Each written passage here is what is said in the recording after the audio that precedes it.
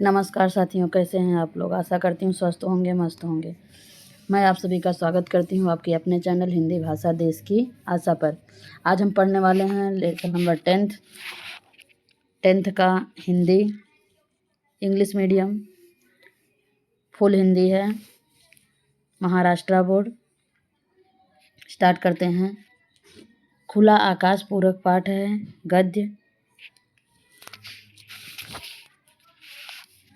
Workbook के सारे questions देखेंगे हम।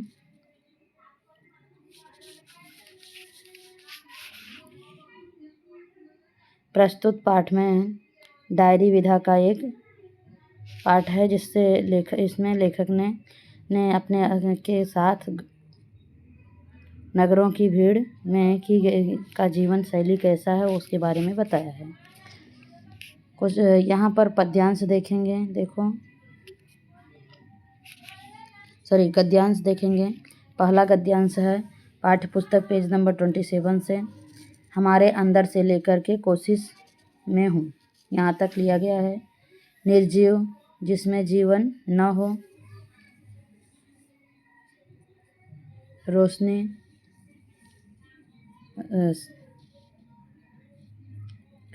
चौड़ी। कृति नंबर 1, प्रवाह तालिका पूर्ण कीजिए। गली की विशेषताएं कितनी लिखनी है? 4। दूसरा क्वेश्चन,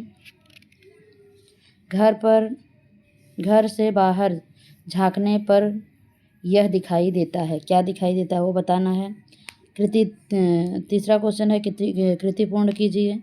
गली से यह नहीं दिखता, क्या नहीं दिखता।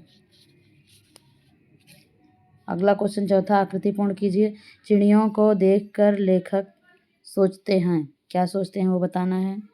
गद्यांश में उल्लेखित वर्णित चिड़ियों की विशेषताएं 4 बतानी है। आंसर देखते हैं। गली की विशेषताएं हैं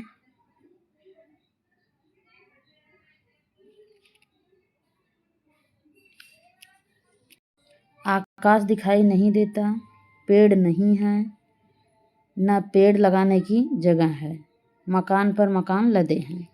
ये चारों गली की विशेषताएं हैं। अगला क्वेश्चन है घर से बाहर झांकने पर यह दिखाई नहीं देता, क्या नहीं दिखाई देता। मकान ही यह दिखाई देता है, मकान ही मकान। एक गंदी व तंग गली से यह नहीं दिखता, क्या नहीं दिखाई देता। आकाश और घोंसले बनाती चिड़िया। चिड़ियों को देखकर लेखक सोचते हैं, क्या सोचते हैं। ये प्राकृतिक नहीं है, रबड़ या प्लास्टिक से बने खिलौने हैं, यह सोचता है। अगले क्वेश्चन का आंसर,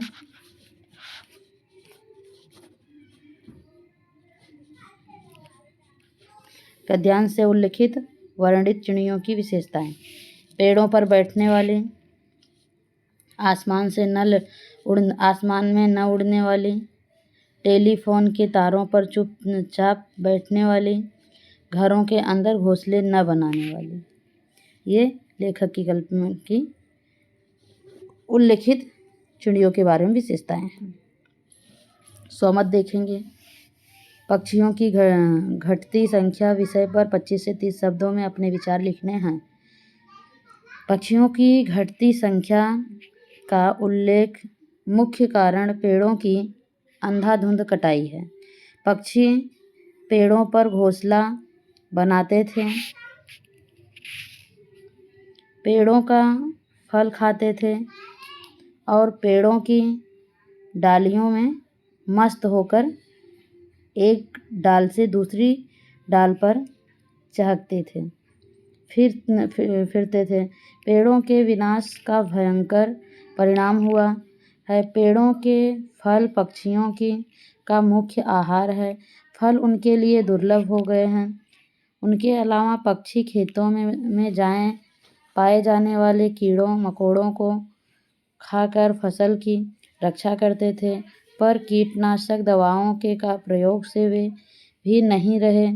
इसीलिए दिनों दिन पक्षियों की संख्या घटती जा रही है। गौरैया चिड़िया की प्रजाति विनाश के कगार पर है। यदि पक्षियों को बचाने का प्रयास न किया गया तो एक दिन ऐसा आएगा जब हम उन्हें देखने के लिए तरसेंगे। आवश्यकता है उनके लिए बनावटी घरौंदे बनाने और उनके लिए पानी और चुनने के लिए चुंगे की व्यवस्था करने की। ये है सोमत। इसके बाद अगला गद्यांश 2 पाठ्यपुस्तक के पेज नंबर 28 पे है। बिल्कुल चुपचाप से और कुछ नहीं तक। आत्मचिंतन, स्वयं के बारे में विचार करना। गोजर, खजुरा, लकड़बग्घा भेड़िए की जाति का एक हिंसक पशु, धूर्त, कपटी। शब्दार्थ क्वेश्चन है। पहला, आकृति में लिखिए कुछ मनुष्यों में दिखाई देने वाले पशु। अगला,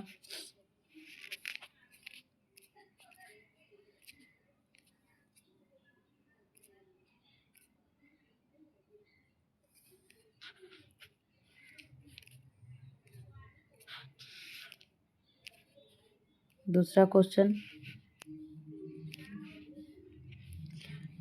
सही विकल्प चुनकर वाक्य फिर से लिखिए।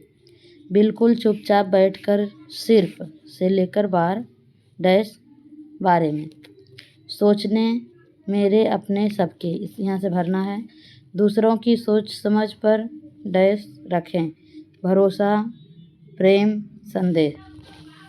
तीसरा, डैश अन्य नहीं अंतम मैं है हमारे ही प्रतिरूप, हमसे अलग या भिन्न नहीं, दूसरा सब वह।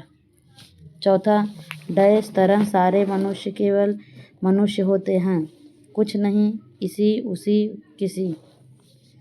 आंसर देखेंगे यहाँ से। कुछ मनुष्यों में दिखाई देने वाले पशु, बाघ, भेड़िए, लकड़बग्घे, सांप, तेंदुए, बिच्छू, गुंजर। गाय, बकरी, भेड़, तितली। अगला है, बिल्कुल चुपचाप बैठकर सिर्फ अपने बारे में सोचो। दूसरा है, दूसरों की सोच समझ पर भरोसा रखें। तीसरा है, दूसरा अन्य नहीं अंतमय है हमारे ही प्रतिरूप, हमसे अलग या भिन्न नहीं। अगला, उसी तरह सारे मनुष्य केवल मनुष्य होते हैं, कुछ नहीं।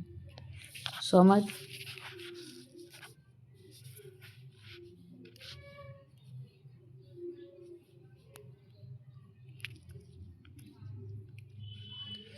सहमत है। आत्मचिंतन के लाभ विषय में अपने विचार 25 से 30 शब्दों में लिखने हैं। आत्मचिंतन यानी स्वयं के विषय में चिंतन करना। आत्मचिंतन का अर्थ है किसी कार्य को करने या होने के बाद उसे करने के लिए अपनाई गई क्रिया और विचार पद्धति का विश्लेषण। आत्मचिंतन के द्वारा हमें अपनी गलतियों से सीखने साथ ही अपने किए गए कार्यों को और बेहतर ढंग से करने का मौका मिलता है। किसी भी व्यक्ति को कोई दूसरा जितना सिखा सकता है, उससे कहीं अधिक वह अपने स्वाध्याय एवं आत्मचिंतन के द्वारा सीख सकता है। इस प्रक्रिया में हम शांत भाव से बैठकर किसी समस्या या मुद्दे के बारे में चिंतन कर सकते हैं। छात्र जीवन में तो इसकी और भी अधिक आवश्यकता है। अपनी क्षमताओं के विषय में अच्छी तरह जाने समझे बिना हम लक्ष्य निर्धारित कर लेते हैं, शीघ्र उसे प्राप्त कर लेना चाहते हैं और बाद में भटक जाते हैं। इसीलिए पहले आत्मचिंतन करें, स्वयं को जानें, फिर लक्ष्य प्राप्ति का प्रयास करें। ये हो गए सोमत। अगला तीसरा गद्यांश देखेंगे।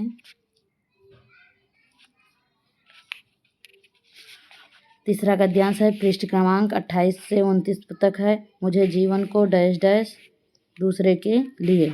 यहाँ तक। चारित्रिक, चरित्र से संबंधित, चैतन्य, जागरूक, धूर्त, कपटी। शब्दार्थ हो गए। क्वेश्चन पहला है कृति पूर्ण कीजिए। लेखक ऐसी जिंदगी बिताना नहीं चाहता। 2 चीज़ें बतानी हैं। अगला है उत्तर लिखिए। बुढ़ापे में के अलावा जीवन को के 2 खंड हैं। कौन कौन से? लेखक अपने आप को इनके लिए अविभाज्य पाता है। किसके लिए वो बताना है। आंसर देखेंगे। लेखक ऐसी जिंदगी बिताना नहीं चाहता। कैसी? चीज़ों को लुका छिपा कर और बातों और व्यवहारों को रचा बसा कर ऐसी जिंदगी बिताना नहीं चाहता। दूसरा है बुढ़ापे के अलावा जीवन के 2 खंड, बचपन और यौवन। लेखक अपने आप को इनके लिए अविभाज्य पाता है। जीवन चेष्टा, साहित्य चेष्टा। अगला क्वेश्चन सहमत है?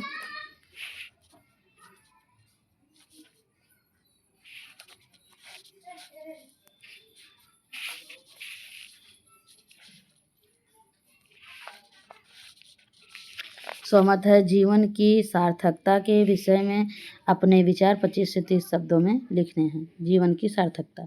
ईश्वर ने हमें सर्वश्रेष्ठ योनि में अर्थात मानव जीवन योनि में जन्म दिया है। हमारा कर्तव्य है कि हम मानव जाति के लिए कुछ अच्छा कार्य करें। हमें जितनी आयु मिली है वह समय हम अच्छे कार्यों को करने में लगाएं। कुछ ऐसा काम करें जिससे समाज और देश का हित हो। कुछ लोग समय की कमी की बात करते हैं, लेकिन यदि कुछ करने की लगन हो तो समय आड़े नहीं आता। स्वामी विवेकानंद 40 वर्ष की आयु से भी पहले इस संसार से चले गए। ईसा मसीह का 30 वर्ष की आयु में ही प्राणांत हो गया। रामानुज, रानी लक्ष्मीबाई, नेपोलियन, सिकंदर और अन्य अनेक अल्पायु में ही इस संसार को छोड़ गए। फिर भी मानव इतिहास में महापुरुष अपनी छाप छोड़ गए। सीमित समय में भी जितना अधिक से अधिक अच्छा हो सके, हमें देश व समाज के कल्याण के लिए कुछ सकारात्मक अवश्य करना चाहिए। ये हुआ स्वमत। अगला क्वेश्चन पद्यांश देखेंगे। चौथा गद्यांश कहाँ से है? पेज नंबर 29 पे है। टेक्स्ट बुक के दिल्ली शहर में से लेकर के गुलाम होते हैं तक का। चलायमान, चलता हुआ, चंचल, बहस, वाद विवाद, फिलहाल, तत्काल, अभी, एकनिष्ठ, एक के ही रूप में निष्ठा, श्रद्धा रखने वाला। क्वेश्चन आकृति पूर्ण कीजिए। पहला, मनुष्य जीवन की स्थितियाँ क्या हैं? 2 बतानी हैं। लेखक इनकी सेवा में लगे हैं। किसकी सेवा में लगे हैं वो बताना है। लेखक की दृष्टि में दिल्ली शहर कैसा है वो बताना है। हर वक्त चलायमान है, 1 बताया है, 2 बताना है आपको। आंसर देखो, जोड़ियाँ मिलाओ। शौक, एकनिष्ठ, उज्जवल, दररोज, भविष्य, गुलाम, रास्ते, सेवा। स्टार्टिंग से आंसर देखेंगे। मनुष्य जीवन की स्थितियाँ, गुलामी करना और गुलामी करवाना। लेखक इनकी सेवा में लगे हैं। Motor, computer. लेखक की दृष्टि में दिल्ली शहर हर वक्त चलायमान है, सवारियों से लदफद है, बहुत बड़ी बस है। क्या? दिल्ली। अगला क्वेश्चन, शौक शौक नहीं है, शौक रास्ते, कनिष्ठ सेवा, उज्जवल भविष्य, दररोज गुलाम। अगला फिर स्वमत है। जो हम शौक से करना चाहते हैं उसके लिए रास्ते निकालते हैं, इसीलिए इसका सोदाहरण अर्थ 25 से 30 शब्दों में लिखिए। जिन कार्यों या चीज़ों का हमें शौक होता है जिसमें हमारी रुचि होती है, उसके लिए हम समय सुविधा सब निकाल लेते हैं। शिक्षा काल में जिस विषय में हमारी रुचि होती है उसे पढ़ने में हम सारी रात भी जग लेते हैं, जबकि किसी ऐसे विषय की पुस्तक खोलते ही आंखें बंद हो नींद से भर आती हैं जो हमें पसंद ना हो। व्यायाम, तैराकी, बागवानी, चित्रकला, गायन, वादन आदि ऐसे अनेक कार्य हैं जिनका यदि शौक हो तो मनुष्य घंटों बिताने पर भी उनसे ऊब अनुभव नहीं करता। किसी भी काम में सफलता प्राप्त करने के लिए उसमें रुचि होना परम आवश्यक है। जिस काम में हमारी रुचि होती है उसे करने के लिए अपनी सारी ऊर्जा लगा देते हैं। थकान शब्द तो मानो हमारे शब्दकोश में कभी था ही नहीं। ये है स्वमत। अगला देखेंगे भाषा बिंदु। पाठ्यपुस्तक 31 पेज नंबर पे है। प्रश्नों के लिए पाठ्यपुस्तक के लिए यहाँ देखिए 31। निम्नलिखित संधि विच्छेद की संधि कीजिए और शब्द लिखिए। संधि विच्छेद, शब्द संधि भेद। दुह धन लाभ दुर्लभ, दुह धन लभ बराबर दुर्लभ। विसर्ग संधि है। महाधन आत्मा महात्मा। स्वर संधि है। अनधन आसक्त अनासक्त। स्वर संधि है। अंतः धन चेतना अंतस चेतना। विसर्ग संधि है। समधन तोष संतोष। व्यंजन संधि है। सदा धन एव सदैव। स्वर संधि है। निम्नलिखित शब्दों का संधि विच्छेद कीजिए और भेद लिखिए। संधि सज्जन सतधन जन। व्यंजन संधि। नमस्ते नमः धनते। विसर्ग संधि। स्वागत सुधन आगत। स्वर संधि। दिग्दर्शक दिक्धन दर्शक। व्यंजन संधि। यद्यपि यदिधन अपि स्वर संधि। दुस्साहस दुधन साहस। विसर्ग संधि। अगला है निम्नलिखित आकृति में दिए गए शब्दों का विच्छेद कीजिए और संधि भेद लिखिए।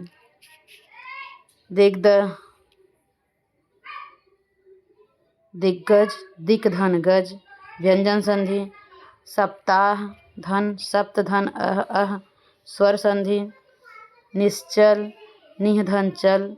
विसर्ग संधि। भावोदय भानुदय भानुधन उदय। स्वर संधि। निसंदेह निधन संदेह।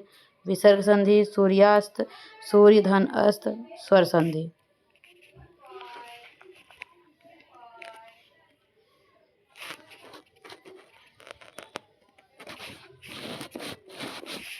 अगला क्वेश्चन। पाठ में आए संधि शब्द छांटकर उनका विच्छेद कीजिए और संधि का भेद लिखिए।